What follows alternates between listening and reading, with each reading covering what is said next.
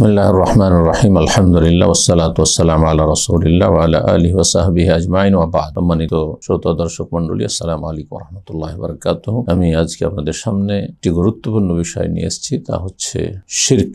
যে শিরক মানুষের ইহকাল পরকাল সবকিছু ধ্বংস করে ফেলে। যার জীবনে শিরক রয়েছে তার জীবনের কোনো মূল্য নেই, তার মাঝে আর অন্যান্য প্রাণীর মাঝে কোনো পার্থক্য নেই। এই শিরক মানে আল্লাহর সাথে কাউকে অংশীদার স্থাপন করা, বহুত্ববাদ।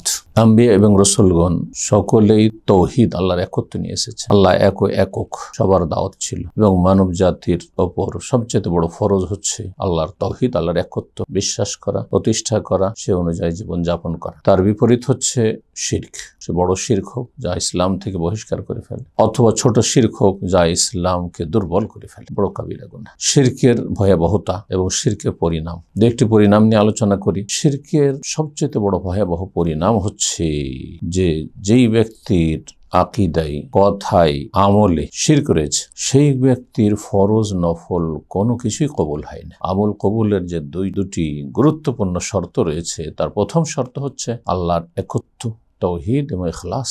এক আল্লাহর জন্য সেই কাজটি করা, এক আল্লাহ সম্পর্কে বিশুদ্ধ বিশ্বাস রাখা, তৌহিদ পরিপন্থী কোনো বিশ্বাস না, শিরক মুক্ত থাকা, নিষ্ঠার সাথে সেই কথা, কাজ এবং আপনার ঈমানকে প্রতিষ্ঠা করা। আল্লাহ রাব্বুল আলামিন কোরআনে কারীমে এই বিষয়ে বিভিন্ন জায়গায় বিভিন্ন ভাষায় বর্ণনা করেছেন। রব্বুল আলামিন ইরশাদ করে সূরা আন-নামের আয়াত নম্বর 88-তে, তার আগে ওয়াতিলকা হুজ্জাতুনা আতাইনাহা ইব্রাহিমা আলা কওমিন নারফাউ দারাজাতিন মান নাশা, এই করে 18 জন আম্বিয়া রাসূলগণের কথা আল্লাহ রাব্বুল আলামিন বর্ণনা করেছেন। কোরআনে কারীমে মোট 25 জন নবীর কথা উল্লেখ করা হয়েছে, তার মধ্যে 18 জন নবীর কথা এখানে আলোচনা করেছে। এবং সেই সব নবী এবং রসুল আলাইহিমুসসালাতু ওয়াসসালাম সম্পর্কে আল্লাহ বলছেন এই 88 নম্বর আয়াতে, ওয়ালাউ আশরাকু লাহাবাতা আনহুম মা কানু ইয়ামালুন। তারাও যদি শিরক করত, তারাও যদি শিরকে লিপ্ত হতো, তারাও যদি শিরকি বিশ্বাস রাখতো, শিরকি কথা বলতো, আল্লাহর সাথে অংশীদার স্থাপন করত, তার কাজে, তার ইবাদত বন্দেগীতে, তার নাম গুনাবলীত, লাহাবাতা আনহুম, তাহলে তাদের ধ্বংস হয়ে যেত,